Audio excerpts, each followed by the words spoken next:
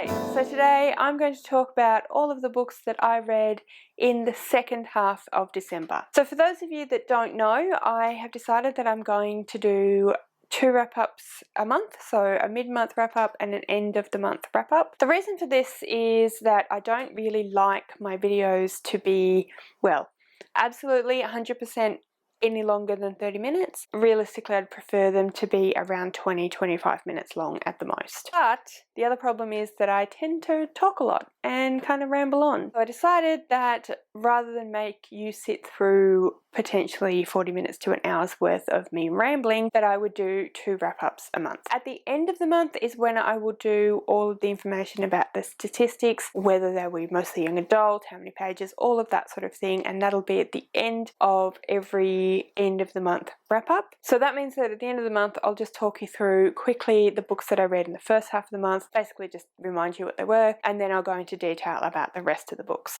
because the mid-month wrap-up will be all of the books that I read in the first half of the month, and I'll be talking through my feelings about those. I did do a mid-December wrap-up, and I will link that in the description below and also in the eye. So if you want to know what I thought of those books, then that is the place to go and find out. I will say now that if I do mention any booktubers in this video, I will link all of their descriptions, all of their channel information, I should say, in the description below, so you should definitely go and check any and all of them out. Weirdly, when preparing for this video, I didn't go and grab all the books, which I normally would do. So I'm just going to put images of them up here so you can see what they were. So quickly, let's run through the books that I read in the first half of the month. From the 5th to the 13th of December was the readathon that I co-hosted with some amazing booktubers. Like I said, they're all linked in the description below. They are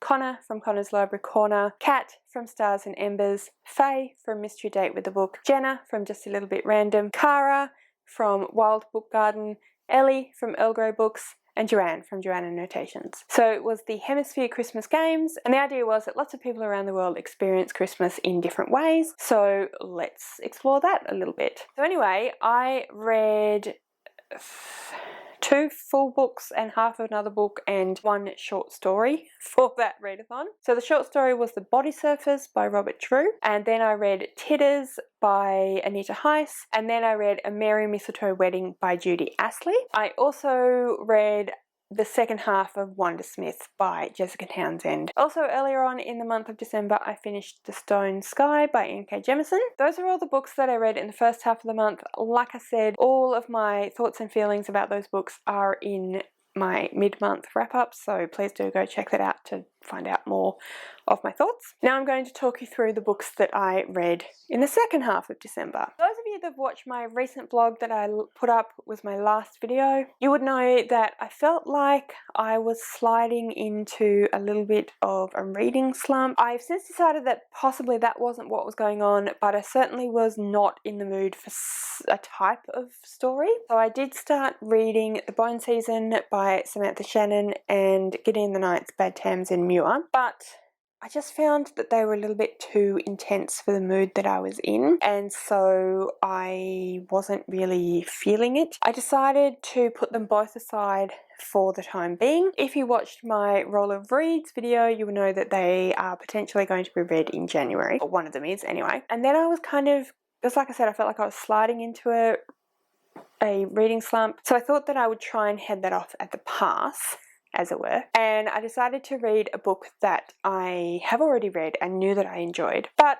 I didn't go for any of my old faithfuls, which I would normally do, because I also felt like that actually might end up putting me off a little bit as well, because I would know them well. I don't know if that makes sense. But what I decided to read was The Flat Share by Beth O'Leary. So that is a book that I ended up reading in February for the Contemporary-a-thon, and I really enjoyed it, and I reread it again in December to try and shift my mood a little bit, and it worked, and I really enjoyed it. The Flat Share is about a couple of people, Tiffy and Leon, and they have an arrangement whereby they share a flat, but it's not your normal flat share. They share a flat and the bed, but they're not a couple. In fact, they never meet, because Leon is the one that's letting the flat, and he works at night in hospice, and he needs quite a bit of money, so he ends up subletting the flat out to Tiffy, who works during the day. So they're in the flat in very different periods of time, and they basically work it out so that they would never meet, but of course that doesn't quite happen, and as you can imagine, romance ensues. It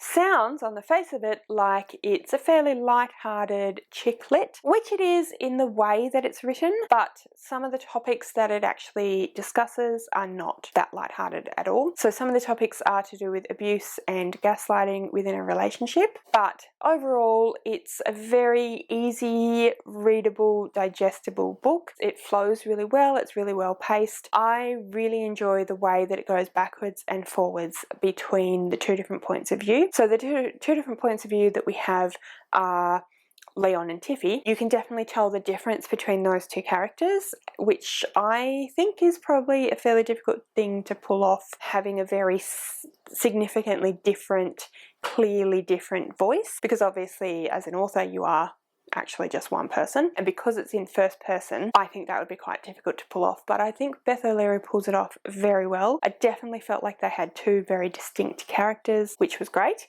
Both of the characters are very well fleshed out. You get a real sense of who they are, what they're going through, what they need, what they like, all of that sort of thing. I really like the way the romance builds. I guess you could say that it's a slow burn romance, but it's a little bit different from your normal slow burn in that for quite a bit of the book they don't actually meet. So they're not really building a romance, they're building a friendship, but then when they do meet it starts to become more romantic, which is done really well as well. And I think that the fairly difficult topics of abuse and gaslighting within a relationship are actually done really well as well. I'm really glad that I reread that book, and it definitely pulled me out of my slide into a reading slump or rut or whatever it was. So the next book that I then read was The Hunting Party by Lucy Foley. So I actually read The Guest List with Connor from Connor's Library Corner in November, and then in December we ended up both reading or buddy reading together The Hunting Party, also by Lucy Foley. They're actually fairly similar books, so they have fairly similar premises. There is a murder that happens, we find out has happened fairly on in the book, but we don't find out who the victim is or of course who the perpetrator is until the very end of the book. In both books we swap backwards and forwards between points of view and also from the time when the body has been discovered and the murder's been discovered to a few days before that, so that we build an idea of where they are, what's going on, what's the situation, who the characters are, what their motivations might be, and start to get a picture of why there would have been a murder and potentially who was murdered and also who did the murdering. I do think that there are some significant differences. The first and probably most obvious one is that The Guest List is set on an island somewhere off the coast of Ireland, whereas The Hunting Party is set in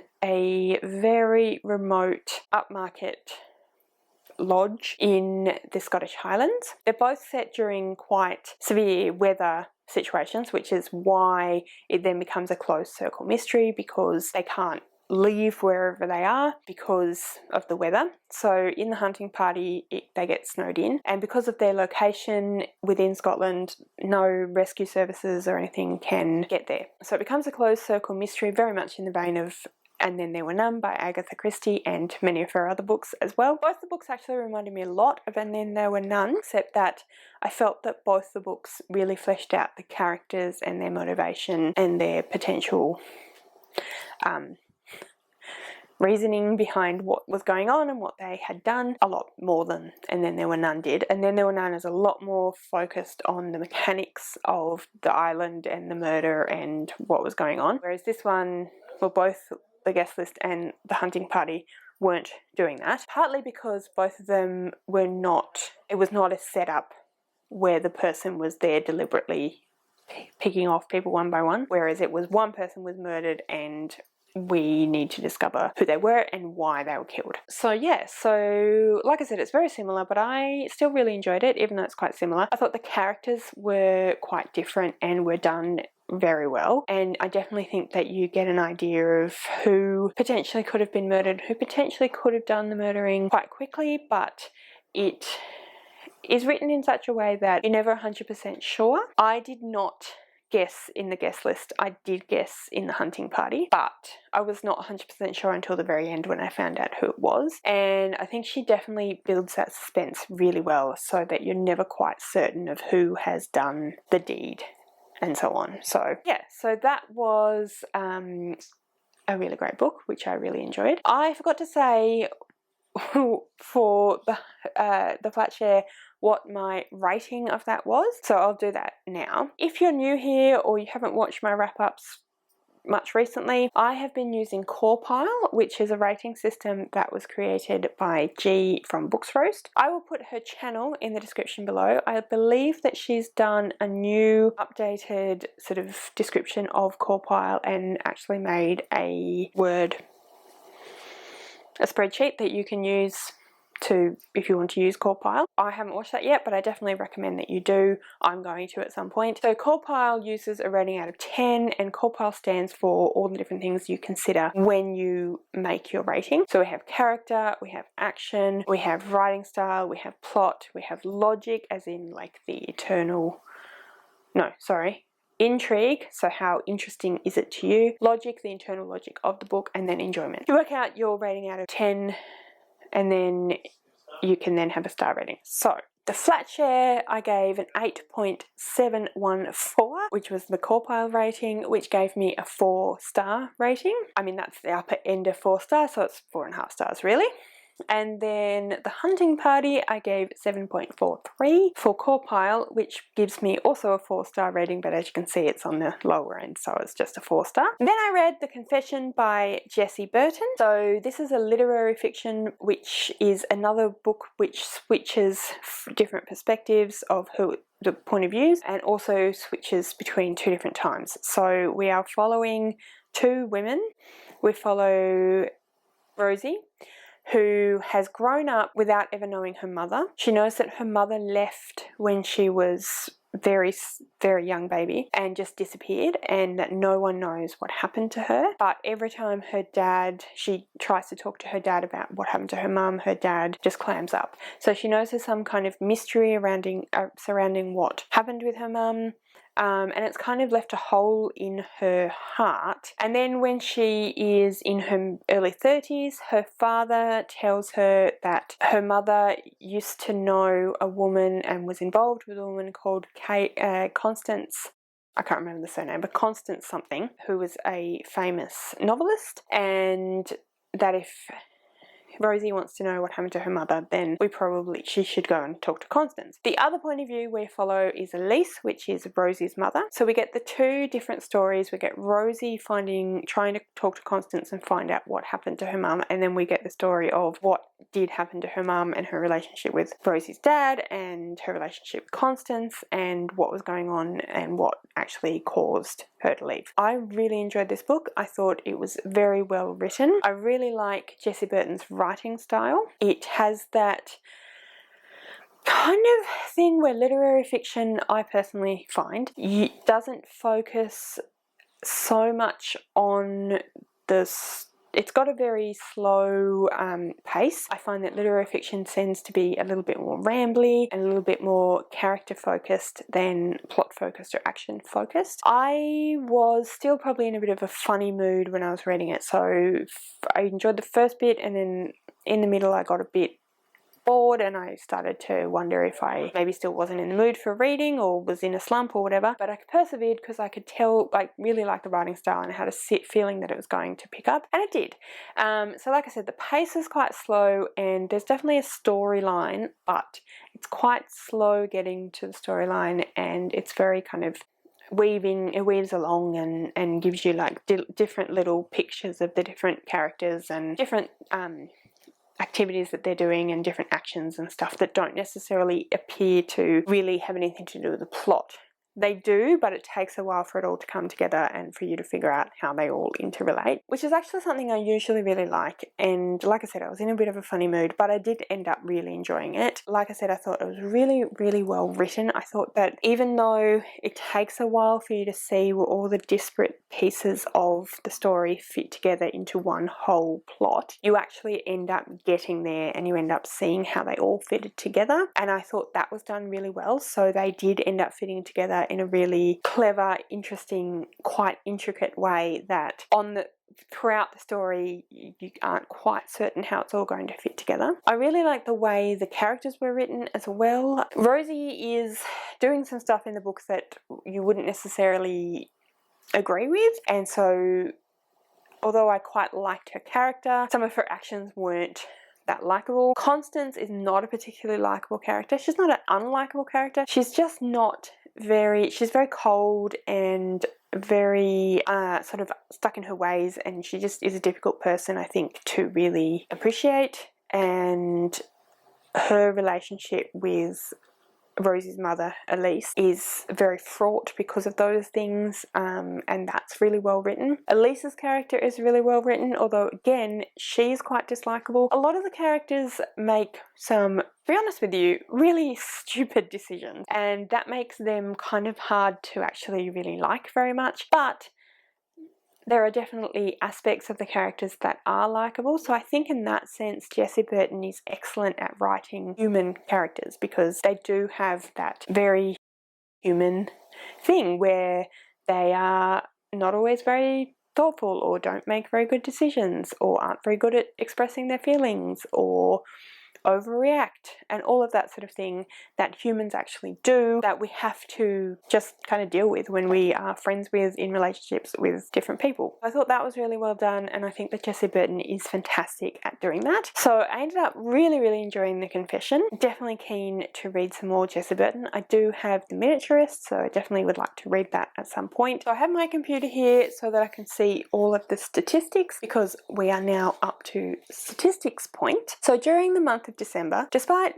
feeling like I was sliding into a bit of a slump, I actually read 6 books and 1 short story. In total, I read 2,495 pages. I had 1 middle grade, and the rest, 5 full stories, 1 short story, were adult. 3 of those books were contemporary / chick lit romance books. 1 was a fantasy, 1 was a thriller / mystery, and 1 was literary fiction. So those are the statistics for December. Like I said, if you want to know what I thought of those other books that I read earlier in the month in more detail, go and check out that video. And that's the end of the video for today. Let me know if you've read any of the books that I talked about, what you thought of them, whether you liked them, whether you didn't like them, do you agree with me, not agree with me? I would love to know all of those things. Also, please comment below and let me know what you think of the mid and end of the month wrap-ups.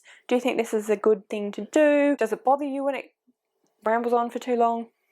I'd love to know that as well. If you don't want to leave a specific comment, but you do want to leave a comment so you know that you were here watching, then please leave me some kind of book related emoji. Anyway guys, thank you so much for watching. I really hope you enjoyed this video. If you did, please give me a thumbs up. Don't forget to subscribe to my channel, and I'll see you next time.